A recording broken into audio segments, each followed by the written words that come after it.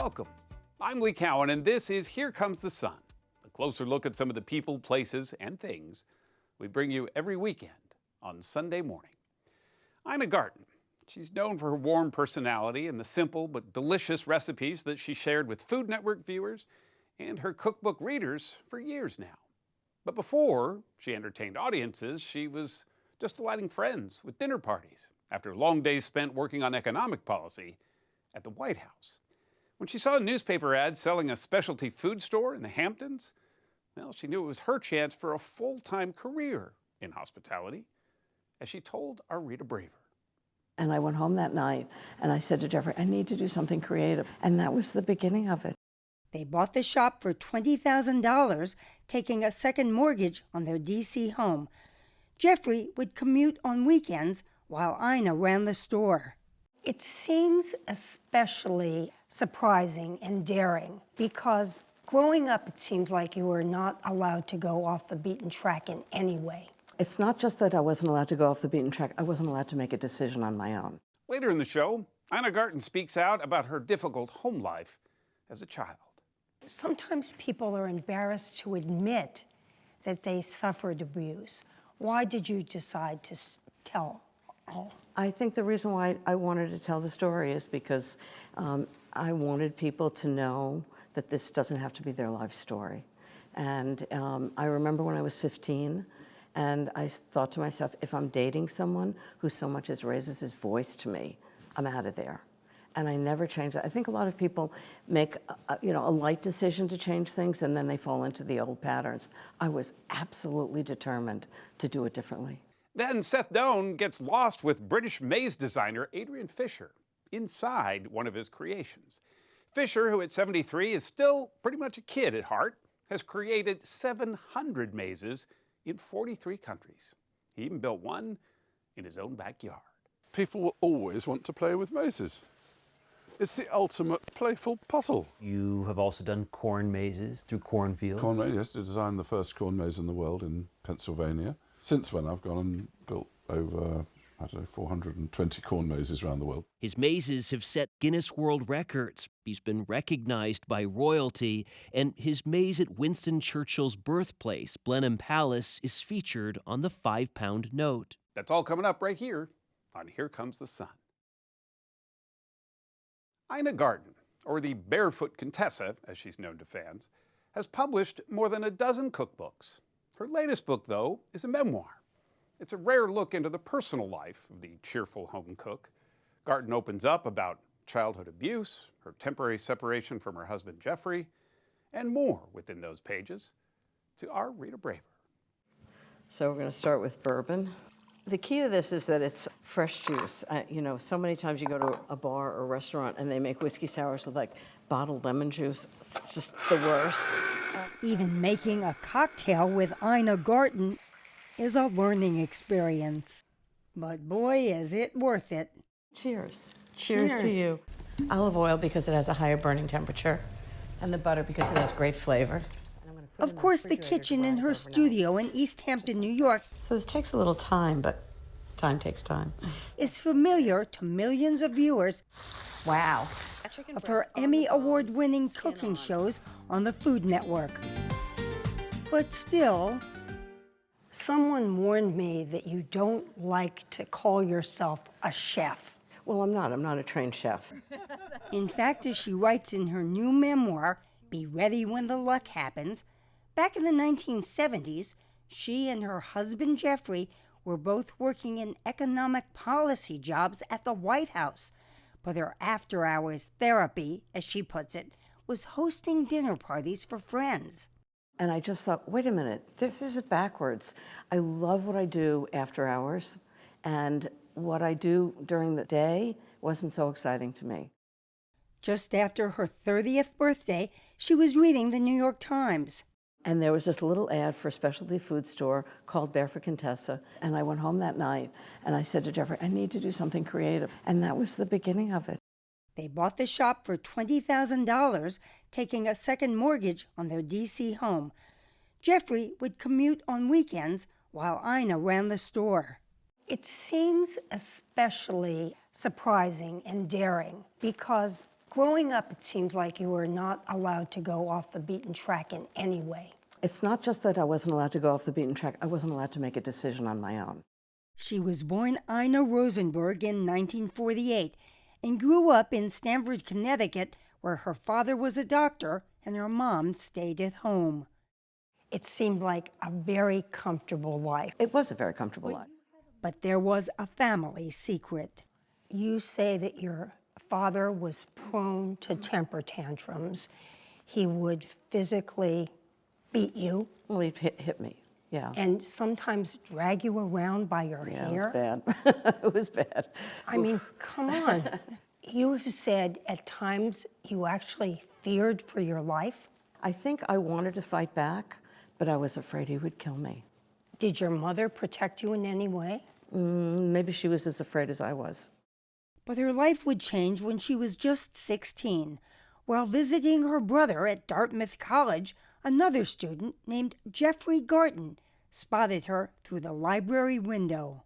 What did you find so attractive? Everything. Absolutely everything. The way she was standing, she was laughing, and she was just beautiful. He wangled an introduction, and they were married in 1968 with Jeffrey in his Army Reserve uniform. Hi, sweetie. Oh, that looks great. While he is sometimes a congenial presence on Ina's shows, he is also a noted economist. I'd love some wine. That'd be fabulous. I saved all the letters he wrote to me when we were in college. Ina credits Jeffrey with giving her confidence after her miserable childhood. Some of these I can't show you, but let's see what we have. Why not? Definitely not showing you that. Organized. But not about one key thing. Were you scared that you wouldn't be a good parent? Absolutely, 100%. Jeffrey would have been a fabulous parent, just fabulous. And what did you think about, not having children? I didn't think so much about it. I was very busy with just moving on, so it didn't bother me. Ina threw herself into running the Barefoot Contessa with well-heeled Hamptons clients. I love the story about the woman who every week bought 10 pounds of lemon chicken. Grilled lemon chicken. And finally, after weeks and weeks and weeks of this, I had to say, what are you doing with 10 pounds of grilled lemon chicken? She said, my cat likes it. But after a while, as Ina reveals for the first time, she began to question the traditional mid-century roles in her marriage and asked Jeffrey for a separation. I love to cook dinner, but what I don't like is for somebody to expect me to cook dinner. I think there's a big difference. Yes, that's a great point. Yeah. So what I say is don't cook dinner. And then I cook it. They clearly worked out their problems. I love that it's a small town. Ina moved her store to East Hampton, We had screen doors when you walked in. but sold it in 1996. She was restless and wanted to try something new. Bookhampton, the East Hampton bookstore. My favorite bookstore in the world. It's the best. That's like too much. So she turned her talents to writing cookbooks, the thing that really introduced her to the world outside the Hamptons. Her first, published 25 years ago, was a smash hit. I somehow connected with home cooks in a way that I couldn't have imagined. Now she's done 12 more. But I think it's kind of like exercise. The more you do it, the better you get at it. And with another cookbook on the way, You have no idea. and a popular TV show, I'm here with Stanley Tucci, and he's showing me how to make a fish stew called Cachuco. Ina Garten says she's doing what she loves. And what's more, before he died, she got an apology from her father. He said, "Whew, I don't know what I was thinking." That was it. And I realized he tortured himself as much as he tortured me. And it was over. It was so simple and it was so effective. And it meant everything. And then we went on to have a good relationship. After the break, an exclusive excerpt from Rita Braver's chat with Ina Garten, something you can only see right here on Here Comes the Sun. Stay with us. As promised, here's more of Rita Braver's interview with Ina Garten. Why did you decide to write a memoir? Well, you know, a friend of mine who worked with me on the memoir for about a year and a half kept saying, we should write your memoir. And I was like, who would be interested in my memoir? And then finally she said to me, somebody's going to write your memoir, and it should be you. And I was like, okay, I get it. You wanted to tell your own story. So what did you find out about yourself in doing this memoir? I actually had no idea what I'd done. It was quite amazing because I'm always looking forward. I'm always thinking about what I'm going to do next. And I'd never connected the dots. And I came at it thinking I had been really, really lucky that when I was writing cookbooks, that's what was really fun. Food was big. When I was doing television, it was the beginning of Food Network. That along the way, I'd just been incredibly lucky. But when I started to write the memoir, and I started in Washington, where I was working in the government, I realized, oh yeah, that's right. I taught myself how to cook, but I just did it for the fun of it. And oh yeah, that's right. I learned about renovating houses and construction and working with contractors and negotiating loans with banks. But I just did it for the fun of it. And then when I decided I wanted to do something fun for my life, I realized I had actually done the work, and I didn't know I'd done it. So that was an amazing, it was just built my confidence in a way I never had. Sometimes people are embarrassed to admit that they suffered abuse. Why did you decide to tell all? I think the reason why I wanted to tell the story is because I wanted people to know that this doesn't have to be their life story. And I remember when I was 15, and I thought to myself, if I'm dating someone who so much as raises his voice to me, I'm out of there. And I never changed that. I think a lot of people make a light decision to change things, and then they fall into the old patterns.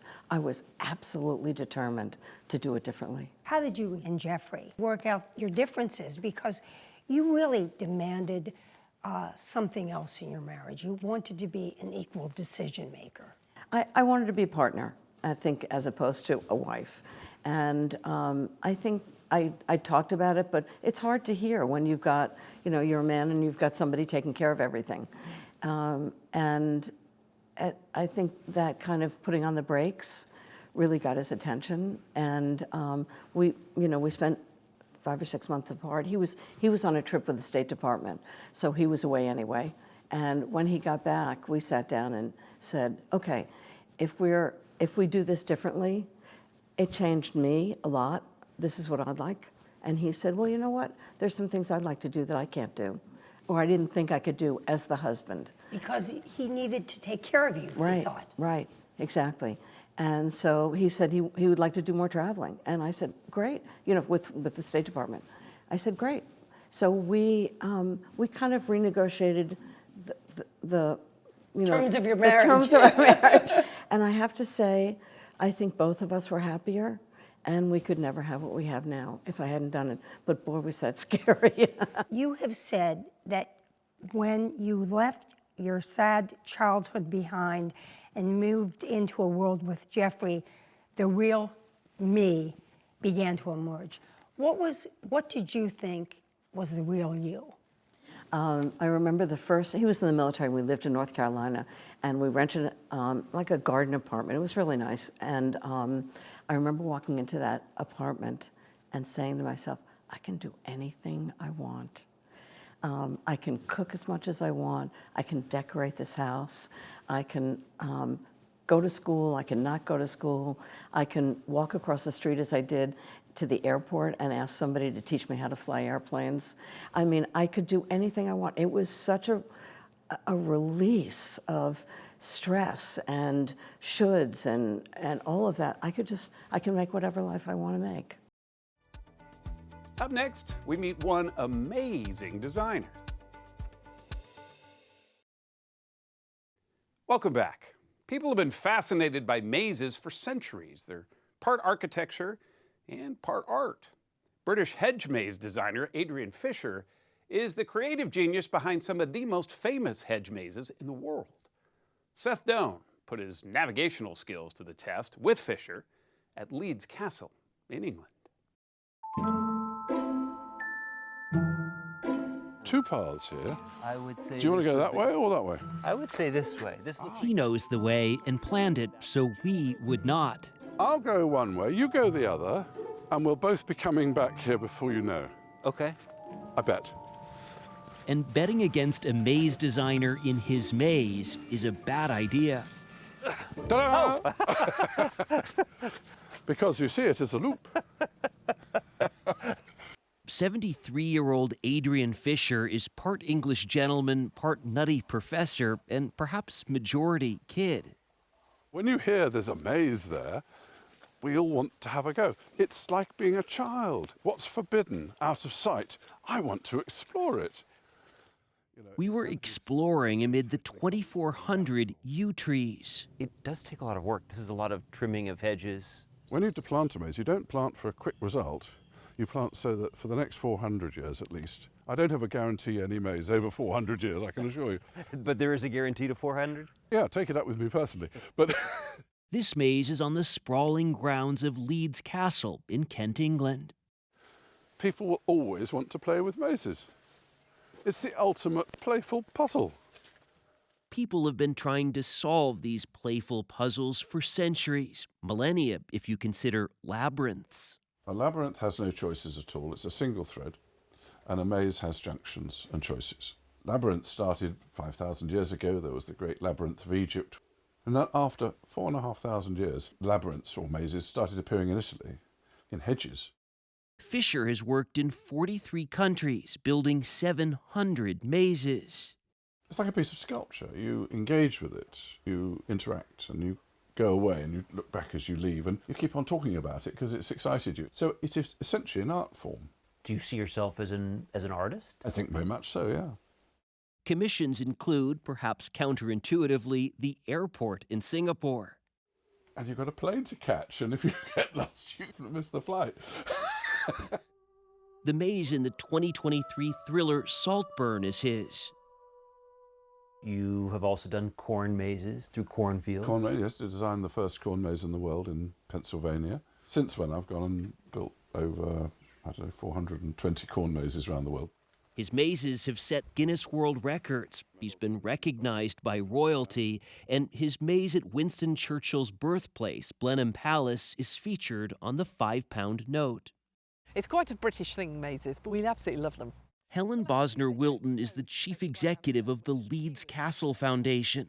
This site draws about 500,000 people a year.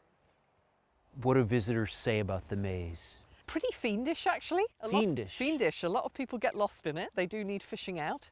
No, really? Yeah, absolutely. What do you mean? So we have to send our visitor experienced people in to rescue them. Are you lost? Yeah, you might want to go down this way and down there. Go down that one right, that's it. Yep. It is complicated, I've been through it, but I would think you'd be able to find your way out. You would have thought, but a lot of people can't. That's a new dead end there. The Stout family from Oklahoma was having trouble finding their way. Keep all the turns to the left. Okay. Okay. Right? From now. From now. Jimmy is 19. No Google Maps for this maze. Roman dodecahedrons, like that, so I can now go there. These are the flags. The puzzle-obsessed Adrian Fisher's route into this work has the twists of one of his creations. As a teen, he'd built a maze in his father's garden, then while on business, started doing side trips to castles to make a pitch. Wouldn't it be wonderful if you had a maze in the grounds of your castle? It's different to just looking at suits of armour or furniture or whatever. It gives people something lovely to do. And he proves one does not need a castle. Not everybody has a maze in their backyard. No, we can do something about that, but... He planted this one about 20 years ago at his home in Dorset, England. This is good English weather for maze growing, hedge growing. It'll grow, yes. Then it'll need clipping. Will you and your wife come out and use your maze? We're familiar with how to go solving it by now, but... I'm sure I would imagine. I mean, my father told me this. He said, the thing about gardens is it's an opportunity to boast. And really, what better way to boast than with this status symbol of kings and queens? How many of us can have a large enough garden to do something which has no other purpose than to be joyful and entertain? It mixes design, history, and a very old-fashioned form. of adventure. Been in there about 3 hours.